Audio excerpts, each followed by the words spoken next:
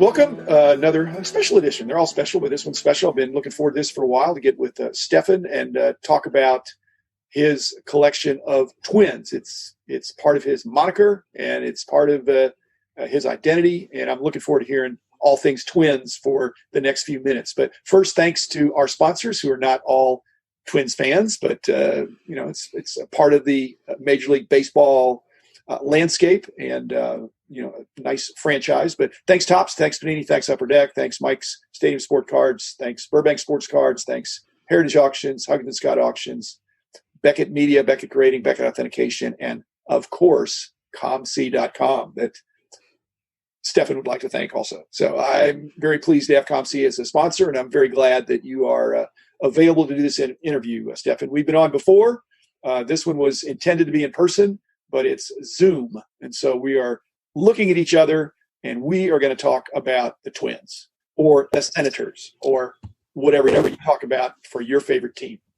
So welcome, Stephan. So when I was a kid, we were kind of looking for things for me to do to give me something to do during the day. So I initially went with postcards, but that was kind of dulling, and I kind of quickly taken to sports, so I was kind of looking for that identity. And a lot of my collection is kind of personal, so I kind of chose the home state that I was in, being Minnesota, that I was born in, and then just kind of grew from there. So I quickly found the Vikings, and I quickly found the North Stars briefly, and then I just kind of attached to the Twins being the stable in the state. So are you still doing the North Stars, which are now the Stars? Is that because that's I do have a good collection of the pre-93 North Stars. If I come across a Dallas Star, I'll take it, especially like Mike Modano or somebody, a huge name from the team, but a little bit. What do you are you? I think you're getting close to the end on your Twins, aren't you?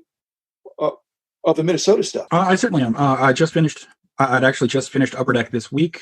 Leap, I have a few cards left. The main one being the David Ortiz from 1998. Pinnacle I'm done with. Topps I have a 53 and 252s, I think. And just a few sporadic ones here and there outside of errors and variations and whatnot. So what's after that? I mean, isn't that achievable? Yeah, it certainly is. It maybe $100 left, worth of just single one here. Whether I can find them or not is another question, obviously. But after that, I think I might go through some of the inserts, some of the stuff that I've neglected, because I've really only done the base set. Okay. So when you're talking about Ortiz 98, are you talking about the David Arias version? And are you talking about gold and platinum or just the regular? The base for now, but I'd love to chase down the gold and platinum, of course. You realize on my wall of fame, my card of choice for, which I didn't show you when you were over here, but my card of choice for David Ortiz is the platinum. Gorgeous card. And I think it's kind of a test because everything is alphabetized with all the sports mixed in.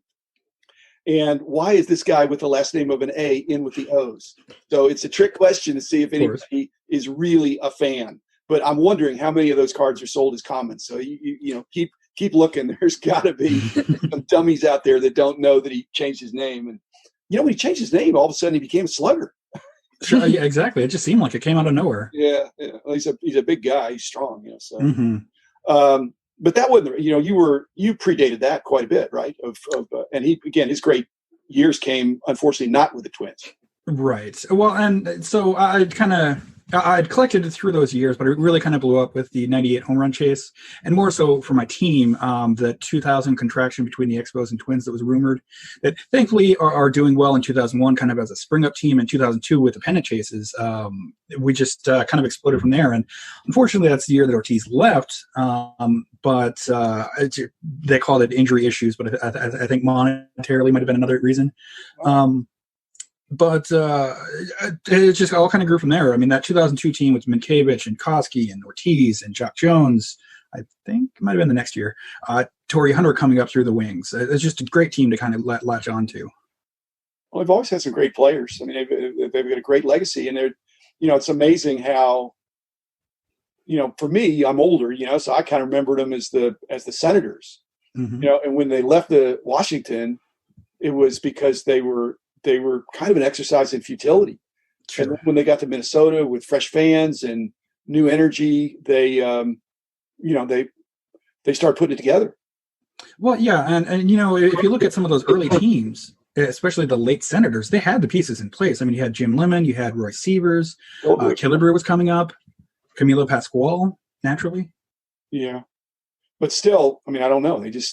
So they had some sluggers, but they weren't. Yeah, I don't know. I mean, again, it's before expansion, you had to go through the Yankees. So, pretty much, yeah. So that was kind of a tough situation. But again, like I said, with the expansion, it kind of gave a lot of teams a new lease on life and opened things up. And I suppose, the Twins have had. Every so often they've had some great runs and they've had some great players. Absolutely. In fact, do you think it's not the curse of the Twins, but have you felt that some of their really very best guys have not been there the whole time, or have had a dreaded strange injury or something? I mean, David Ortiz leaves and then he goes on a terror. Tony Oliva, who arguably is a Hall of Famer, gets these knee problems. Kirby Puckett loses his eyesight all of a sudden. These are potentially iconic Twins who some are already in the Hall of Fame, but you just think if they were hitting on all cylinders, if they kept Rod Carew, I mean, am I speaking your language? Well, yeah. I mean, Carew obviously had his trade demands filled, and it's unfortunate. A more recent example, Justin Morneau took a fielder to the head, and he had concussion issues ever since, or Joe Mauer even. Tony Oliva with the knees, it's unfortunate. I would love to see him crack 2,000, 3,000 hits maybe. Rod Carew, I would have loved to see, even though he played against us to get his 3,000th hit, I would have loved to see it in the Powder Blues, I guess, at the time. It's kind of unfortunate. I mean, we're kind of a cursed state in that those are our only two championships outside of the WNBA and the NWHL. That kind of bring glory to the state. I mean, currently of the major metros in the U.S. that have have a team in the major four major four leagues, cannot speak, NBA, NHL, NFL, and MLB, we're the only metro area that hasn't played in a World Series, a title game at all. Regardless, we're not Boston here. We had the longest drought. And it's kind of unfortunate. I would love to see a little bit more success, especially individually, because we've had some great players that deserve a ring with us. Kevin Garnett had to go to Boston. Oh, well, I guess Boston's a problem. What about Texas? Texas didn't steal the North Stars, but they came down here, and they didn't. And they're like cousins to the Twins because the Rangers are the former expansion Washington Senators, and you want to talk about bad luck for a franchise, and they got really close, but they've got no world championships for all these years since whatever that was, 72 or 72, yeah. Yeah. And they had Ted Williams as a manager, although sure, sometimes talent doesn't translate to teaching. Yeah. But Here, Ted Williams, here's how you hit. First, you have 20/10 vision. Right. And then you see the seams on the ball as it's coming toward you and hit it over the fence. Okay, go do that, players. Like I said, I think he was kind of a freak. I mean, his spectacular eyesight and all these and athletic ability. Certainly, he was a one-off, a one-on-one. Okay, so you've been accumulating these cards. So are you maintaining a want list or people looking out for you? I mean, I know you have a lot of friends in the hobby. Are they kind of searching things, bringing things to your attention? Or are you buying groups of cards or picking them up one at a time mostly for your Twins? So it started, I think, about 10 or 11 years ago, and I just went through all of the resources that I could find and wrote down, okay, Topps, here are the years that they produce cards. Here are the cards that are the Twins. These are the ones that I need, naturally. And throughout the years, people will come aside and said, hey, I have a grouping of 50. Well, 3 of them I might need. Congrats, cool, you have a purchase. And I've gone through dime boxes and picked up 2 or 3 here, 3 or 4 there, and naturally you end up with the harder or more rare or more expensive cards left over, like the 55 Killebrew or the 67 Rod Carew, or just ones that stand out. And I just slowly knock them out one at a time. Are you particular with respect to either having them be graded, or you don't want them graded, or you want them to be at least a certain condition, or are you just filling in the holes?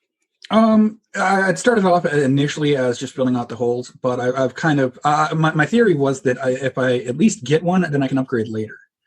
And as long as it at least resembles a square, or at least what the card originally looked like on some of the circular cards, that counts. Yeah. So I actually have some squares that used to be rectangles. Some squares some circles that used to be squares. So, but that's old school stuff, and I agree. I mean, if you don't have it at all, you might as well get it and then consider upgrading. Okay, last question here. Why don't more people focus their collection? I mean, my perception is there are a lot more kind of super collectors for a player or two or three than there are for a team, a franchise. So why do you think that is, and how would you recommend to somebody the joys of really going after a franchise, a team? So for players, it's kind of easy just because you only have one person to look for, whereas with the team you have 10, 15, 20 subjects to kind of chase down. I think that's kind of a big stressor as far as just setting out, hey, I want to collect this, or I want to collect that, or this team, that team. And certainly it's a little bit easier for the defunct teams like the Expos or the Senators that we previously discussed. But the easiest way that I can find for starting off a team collection would be to use all of the resources that are available. Between Beckett, between Trading Card TV, between any of these number of sources, they have filters so that you can filter out between team, and all you have to do is copy and paste. Yeah. I need these. Hey, there they are. Okay. You can even print them out individually. It might cost a little bit more. You might have more paper to carry around. But it's just, and second of all, the hardest thing that I would state is for starting that would be to keeping track of what you have. Because some of us can look at a single card and say, yes, I have that, or I know that I have between this year range. But knowing for every single individual person is a little bit harder. Well, that's a good positive note to end on. Listeners, Stephan is a really smart guy, and it takes a really smart guy to collect a team because, as he said, you've got to remember, you got to know the players, you got to know the sets. So I think each person, when they're picking a collecting focus or a challenge, it needs to fit, kind of their personality. And it sounds like, Stephan, you've really enjoyed the chase of going after a team because it's more complicated. And I think you like that. I like that too. I was even more exhaustive than that, which, was fun for a long time and still is fun. So again, thanks listeners. Thanks, Stephan, for enlightening us about all things Twins. I want to get you talk about some other stuff, Stephan, but we'll do that another time. And again, keep up the good work. And I will be back again tomorrow. Fans, thanks. Bye. The man in the house of cards. The man in the house of cards. The man in the house of cards is